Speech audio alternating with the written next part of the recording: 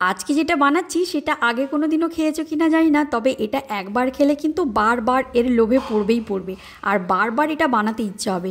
বানাচ্ছি মিষ্টি আলুর ভাজা পুলি। আর একবার বলছি, মিষ্টি আলু মানে ওই এখন বাজারে যে রাঙা আলু উঠেছে, তো এই সময় কিন্তু বাজারে প্রচুর রাঙা আলু ওঠে। তো এটা দিয়ে কিন্তু অনেক কিছু হয়, সুন্দর সুন্দর সবজি তরকারি হয়, অনেক কিছু মিষ্টি হয়। যেহেতু এটা মিষ্টি হয় তাই এটা দিয়ে কিন্তু অনেক মিষ্টি হয়, রস পুলি হয়, ভাজা হয়, পুর ভাজা হয়। তো আজকে সেটাই বানাচ্ছি। বেশি নয়, বাড়িতে লোক সংখ্যা অনুযায়ী একটা পারো, 10টা পারো, দুটো পারো, যাই পারো নাও আলু। তো আমি তো মাত্র দুটো আলু নিয়েছি। এত সুন্দর হয়েছিল, পরে ভাবলাম আর একটু বেশি করে যদি নিতাম আলু তাহলে আরও একটু বেশি পুলি হতো আর ভীষণ সুন্দর খেতে হয়।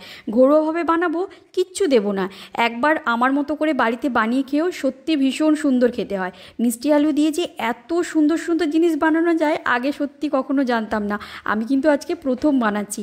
আলু দুটো সেদ্ধ করতে বসিয়ে দিয়েছি, তো সেদ্ধ হলে হাত দিয়ে পারিনি, এত গরম যেহেতু, তো আস্তে আস্তে ছালগুলোকে তুলে নিয়েছি। তো মিষ্টি আলু কিন্তু বাচ্চাদের ভীষণ পছন্দ। বাড়িতে যদি বাচ্চা থাকে এই সময় মিষ্টি আলু দিয়ে কিন্তু প্রচুর জিনিস বানানো যায়। আর আজকে আমি যেটা বানাচ্ছি সেটা বানিয়ে দিলে কিন্তু ভীষণ খুশি হবে ওরা। মিষ্টি আলু তো সবারই পছন্দ, এটা জানি। কিছু নয়, শুধু একটু সঠিক মাপ জেনে বানাতে নেমে পড়লেই কিন্তু হয়। দুটো সেদ্ধ আলু নিয়েছি, তো সেদ্ধ আলুগুলো সেদ্ধ হয়ে গেছে। তো ভালো করে হাত দিয়ে হোক, ম্যাশারে হোক, মোটামুটি ঠেসে ঠেসে আলুগুলোকে ভালো করে মাখিয়ে নিতে হবে। তো 2 চামচ মতো ময়দা নিয়েছি। তো ঘি দিলেও এর সাথে ভালো হয়, বা আমুল দুধ বা এমনি গরুর দুধ দিলেও ভীষণ সুন্দর হয় আর ভীষণ টেস্টি হয় খেতে। তবে আমরা ঘি খুব একটা খেতে পছন্দ করি না, তাই জন্য দিইনি। যা আছে মোটামুটি বাড়িতে যাই আছে তাই দিয়ে কিন্তু আজকে বানাচ্ছি। আলু আর ময়দা একদম ভালো করে মেখে নিতে হবে যেন এর মধ্যে কোনো দানা না থাকে।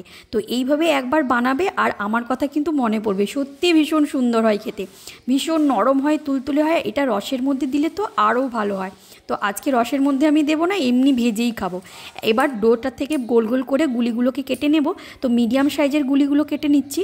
তো ঠিক যেমন ওই পুর পিঠে হয় না, এরকমভাবেই কিন্তু বলগুলোকে বানিয়ে নিচ্ছি। তো দুপাশ থেকে হাত দিয়ে গোল গোল করে একটা বাটির আকারে শেপ করে নিয়েছি।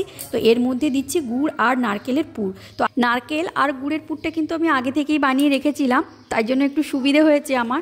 তো এবার কি করতে হবে, ওই পিঠে যেরকম বানানো হয় না পুরো একদম সেই রকমভাবেই এবার মুখটাকে বন্ধ করতে হবে। বাটিগুলো কিন্তু বেশি পাতলা করা যাবে না, তাহলে কিন্তু পুর একদম বেরিয়ে আসবে। এবার গোল গোল হলেও ভালো লাগে, তবে আমি একটু লম্বা লম্বা টাইপের শেপ দিয়েছি। তবে তোমরা গোলও করতে পারো, তবে দুটো শেপই কিন্তু দেখতে ভালো লাগে।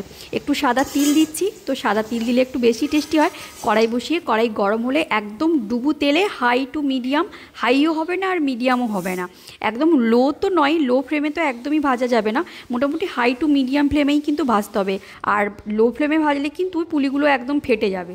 তো একদম হাই ফ্লেমেই ভাজতে হবে। দারুণ টেস্টি হয়, আর এটা রসে চুবিয়ে খেলে তো ভীষণই ভালো লাগে খেতে। তবে তোমরা কিন্তু এরকম একবার বানিয়ে খেয়েও, দারুণ।